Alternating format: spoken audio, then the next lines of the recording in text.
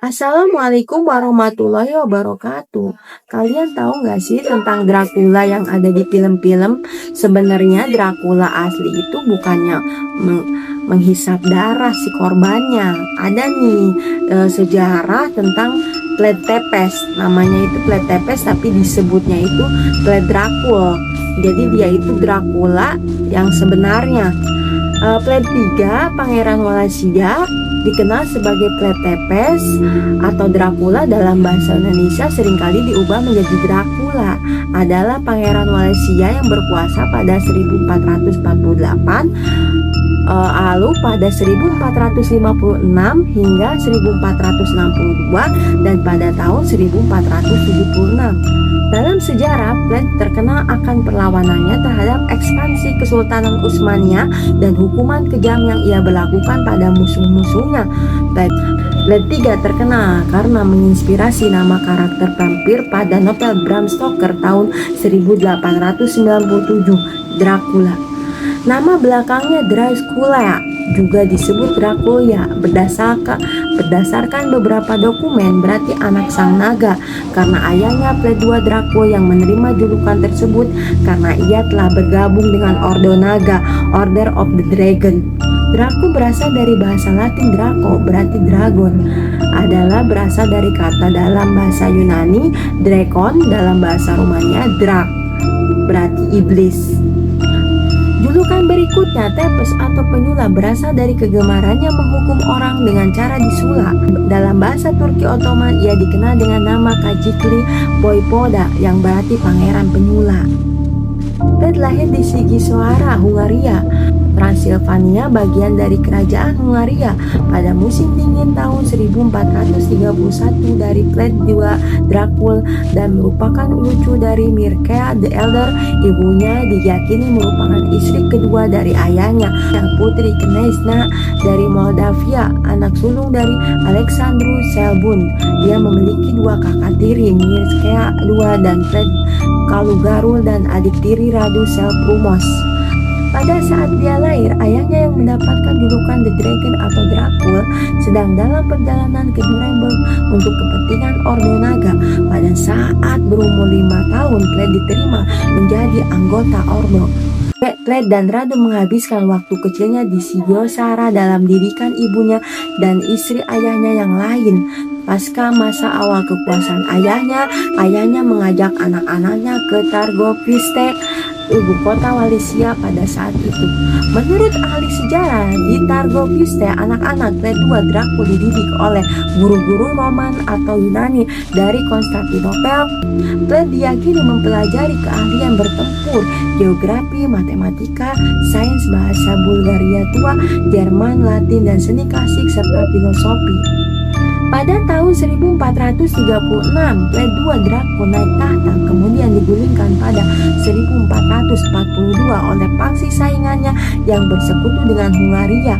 Namun dia berhasil mendapatkan jaminan dari Kesultanan Ottoman untuk mendapatkan tahtanya kembali dengan syarat akan membayar upeti kepada Sultan. Pada saat usia 13 tahun, Vlad III dan Radu diserahkan ke Ottoman untuk dididik dalam logika Islam dan bahasa Turki serta karya sastra. Dia akan berbicara bahasa ini dengan fasih dalam tahun-tahun berikutnya. Meskipun mendapatkan pendidikan, Vlad sama sekali tidak senang berada di tangan Turki. Dia marah dan sangat cemburu kepada adik kecilnya yang segera mendapat julukan Radu Selprumos atau Radu yang tampan.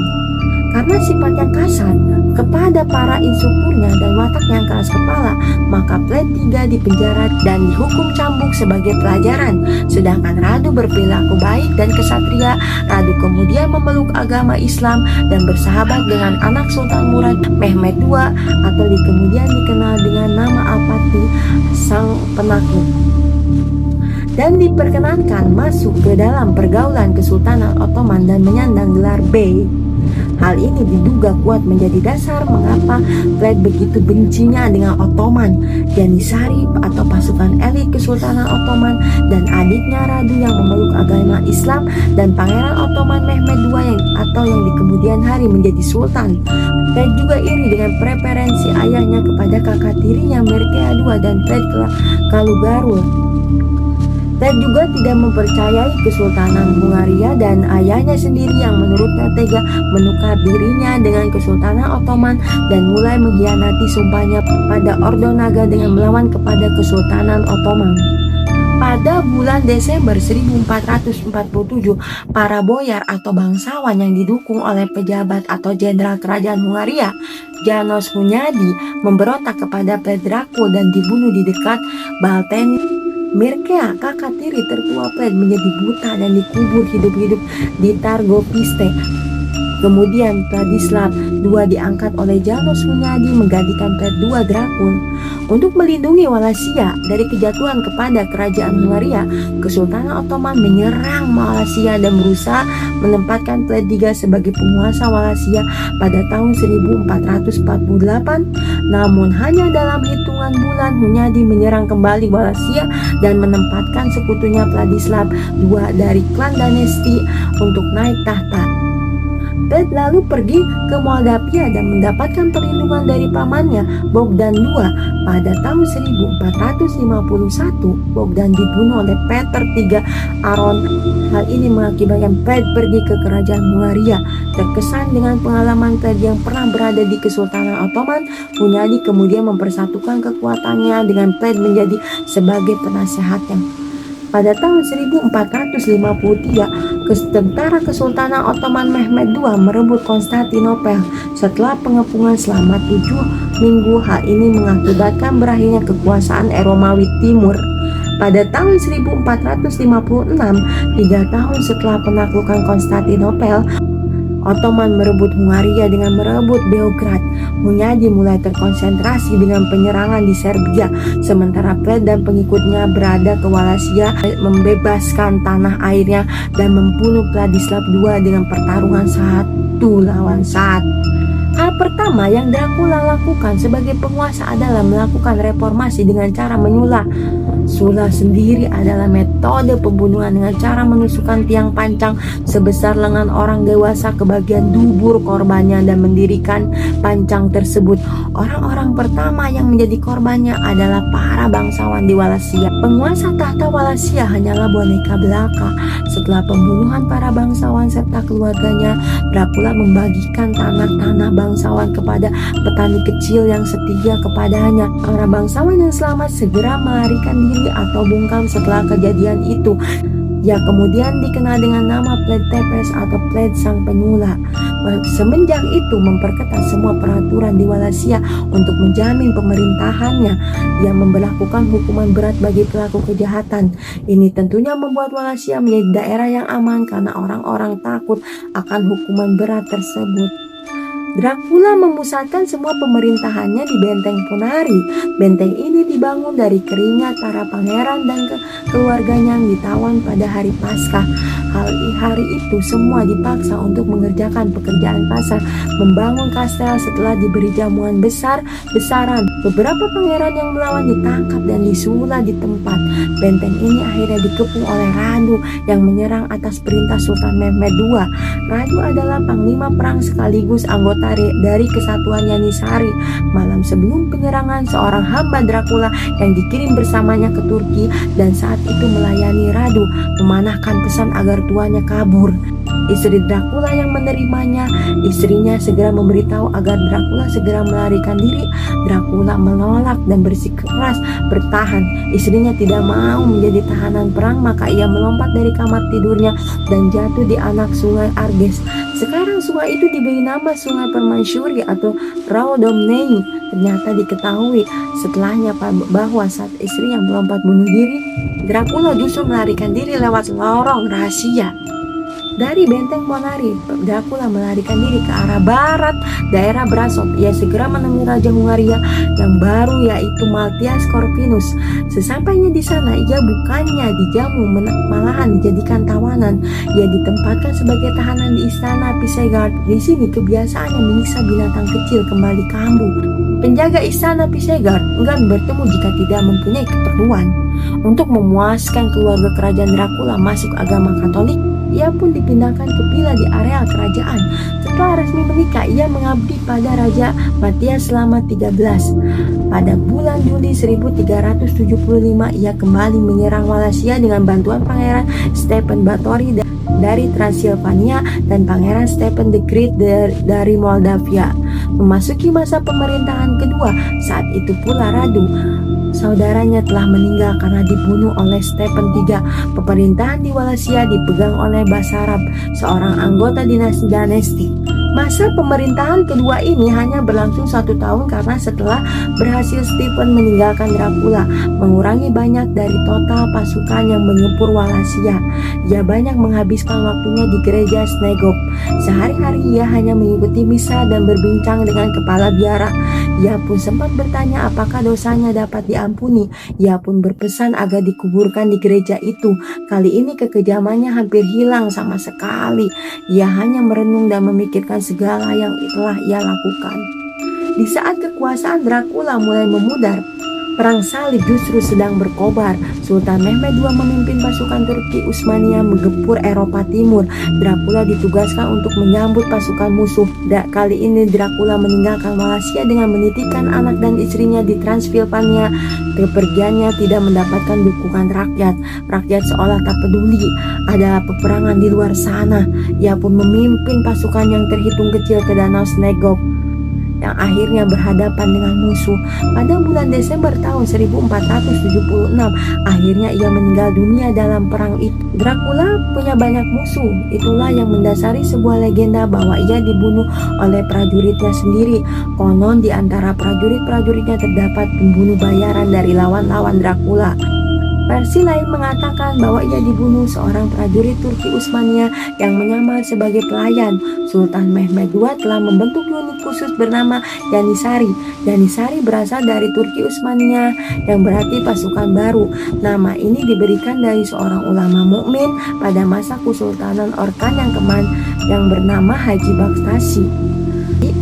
Pasukan ini adalah infanteri atau pasukan reguler yang dibentuk dari pasukan pada mujahid serta para pemimpin dan komandan Romawi yang masuk Islam untuk siap siaga dalam medan pertempuran, juga kedamaian serta sebagai pengawal pribadi Sultan Utsmania, yaitu pada kesultanan yang kedua, yaitu Kesultanan Orkan bin Utsman atau Osman, anak dari Sultan Edilburg. Pasukan ini muncul pada abad ke-14. Janissary dapat dilacak hingga kepada era rezim Orkan, penguasa Ottoman kedua, dari tahun 1327-an hingga ke tahun 1360. Sistem perekrutan dilakukan melalui sistem Islami yang dikenal dengan sistem Devshirme dan menjadi terkenal karena jiwa korsa yang terbentuk dengan disiplin dan ketertiban. Berbeda dengan budak seperti umumnya, mereka dibayar secara teratur. Janissary boleh menikah dan terlibat dalam perdagangan, tetapi mereka diharapkan mempunyai loyalitas penuh kepada Sultan. Pada abad ke-17, karena peningkatan kebutuhan akan pasukan Utsmania secara drastis, maka kebijakan rekrutmen korps yang awalnya ketat menjadi longgar. Warga sipil membeli jalan untuk menjadi Janissary demi mendapatkan manfaat peningkatan status sosial ekonomi kepada Janissary. Akibatnya, korps secara bertahap kehilangan karakter militernya, menjalani proses yang digambarkan sebagai sipilisasi. Korps dihapuskan oleh Sultan Mehmed II pada tahun 1826 setelah 135.000 Janissary memberontak terhadap Sultan. Setelah pemberontakan berhasil dipadamkan, ada 6.000 Janissary yang dieksekusi. Pada saat menjelang kematiannya, salah seorang Janissary berhasil menyusup dan membunuh Dracula di saat sedang istirahat. Plot 3 tak ayal identik dengan hasil karya literatur vampir berjudul Dracula oleh pengarang Irlandia Bram Stoker. Banyak yang berspekulasi tentang mengapa Bram Stoker memilih nama Dracula sebagai peran antagonis di novelnya. Ada yang mengatakan bahwa itu semua adalah cara dunia barat mengaburkan kekejamannya kepada korban-korbannya. Pada sebuah penelitian oleh Raymond McNally dan Radu Lorescu dari Boston College di Massachusetts berjudul In the Search of Dracula menyatakan bahwa Dracula didasarkan dari karakter kekejaman Plat 3, tapi pada sebuah penelitian ilmiah terkini oleh Profesor Elizabeth Miller dari Universitas Newfoundland di Kanada, semua terjawab lewat catatan-catatan Bram Stoker. Pada penelitian itu, Profesor Miller mengumpulkan semua catatan selama hidup di Bram Stoker dan menemukan fakta bahwa Bram Stoker menemukan nama Dracula dari buku William Wilkerson berjudul An Account of the Principalities of Wallachia and Moldavia. Pada catatan itu ditemukan bahwa Bram Stoker meminjam buku dari perpustakaan Whitby di Inggris. Pada catatan itu ditemukan bahwa Bram Stoker meminjam buku itu di perpustakaan Whitby di Inggris Utara. Kontras dengan pandangan tentang pengaburan kekejamannya, Bram Stoker sama sekali tidak tahu menahu tentang kekejamannya Plat 3. Dracula sendiri selama hidupnya tidak pernah meminum darah layaknya vampir. Bahkan musuh bebuyutannya, Kesultanan Utsmaniyah pun tidak pernah menyebut Dracula sebagai makhluk penghisap darah tersebut. Penelitian terakhir menyebutkan bahwa Plat 3 menderita penyakit porfiria sehingga ia selalu menghindar dari sinar matahari atau sinar ultraviolet serta memiliki kelainan pada kulitnya yang pucat. Rumania, bagi rakyat Dracula adalah seorang pahlawan nasional. Ini terjadi karena usahanya menjaga Wallachia dari serangan musuh dari Kesultanan Utsmaniyah.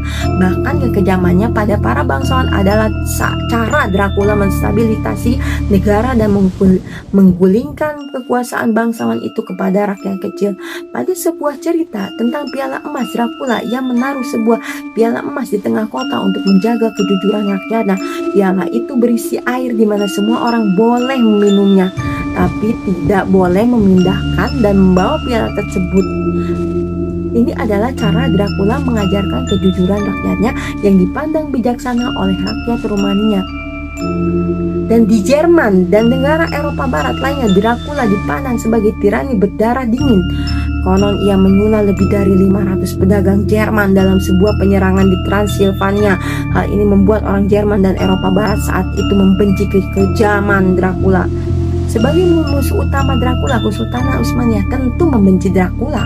Ia pernah membantai prajurit Kesultanan Utsmaniyah di Trigospite, membakar pemuda pelajar Turki di Wallachia, mengaku topi utusan Kesultanan Utsmaniyah yang lupa melepas topi, menyulah 30.000 pedagang Turki.